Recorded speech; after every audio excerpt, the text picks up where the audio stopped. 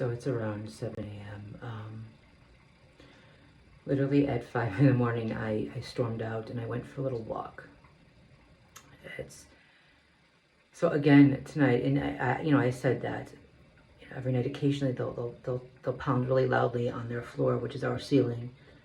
And early in the morning they'll kind of tap, tap, tap, just to let me know that they're still there. But also my mom has been having episodes where she's just up on and off all night. She's screaming about Satan this and Satan that, and she won't let me sleep. Every time, every time I try to, I end up drifting off. Either they pound upstairs or, my mom will wake me up. I can maybe sleep for 2 hours and then one of those two things is going to happen. It's been like this for a little over a week now, and I haven't gotten much sleep. I'm exhausted. I'm losing my damn mind, So today at maybe like 4:35 a.m. No, it's not 4:35 a.m. Really all night, it's on and off. She's waking me up on and off. So I'm kind of falling asleep and then she's waking me up. I'm falling asleep and then she's waking me up. Well, around 5 o'clock I had it. She had gotten up, walked around, went back to bed. And remember, this is a studio, so it's not like I can go anywhere. And then all of a sudden she yelled, "Hey," really loudly. And that was it. That was it. Because we've been over this before. Why are you going to not let someone sleep? Why are you going to keep waking someone up over and over again all night long? This is harder when I actually, go out to work for, deliver food. It's just because then I haven't slept all night. It's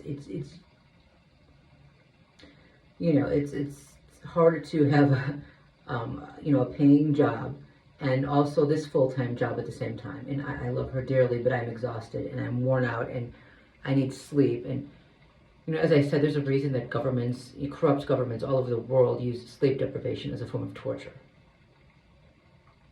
It throws you off. It wears you down. It's bad. So I ran out. It was like 5 in the morning at that point, and I got dressed and I ran out and I went for a walk.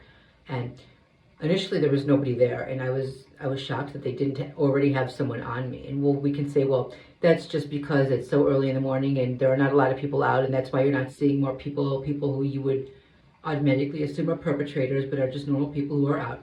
Right. Well, here's why that's not the case. It took about 10 minutes for them to get people on me. So at first it was pretty empty. There were just, this is the city, so there are always some cars, but it was pretty desolate. But in about 10 minutes, they were on me, and they were swarming, as always. As always, that's all it took. 10 minutes for them the psychopaths, to get these rats out of their holes. I ended up going for a cup of coffee. You can't just walk around, and especially when you're a targeted individual, it's not only is it not safe, but you can be accused of anything and everything, right?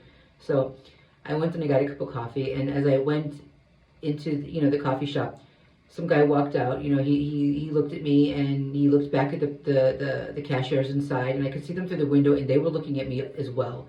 So I don't know if he said something to them or not, but I did that, and the cashier was kind of rude. So I don't know if I had already been lied about. But then I went and I was walking, and I figured, all right, since I'm up and I'm out, I have to get something for my mom anyway, so I'm going to go to the pharmacy. There's one that's 24/7. So I walked over there, and there's this guy in a blue car. He drives by, he stops right in front of me. Now, he doesn't go into the parking lot of the pharmacy, which he could have, but instead he stops in the side street, pulls up, stops right in front of me, goes in ahead of me. He's clearly Eastern European, probably Russian again. He walks around the store, and he kind of following me and meeting me at different sections, and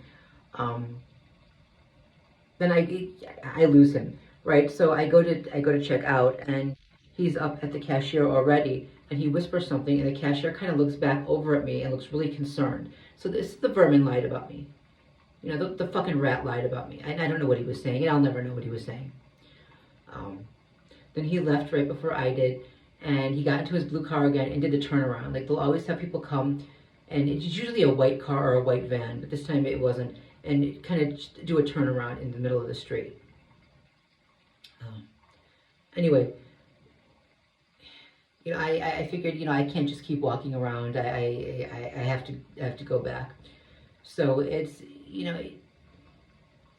this is not good. This is really not good, and I'm losing my damn mind. There's no peace in here, and there's no peace out there, and there's just nowhere to go. Anyway, I just needed to vent.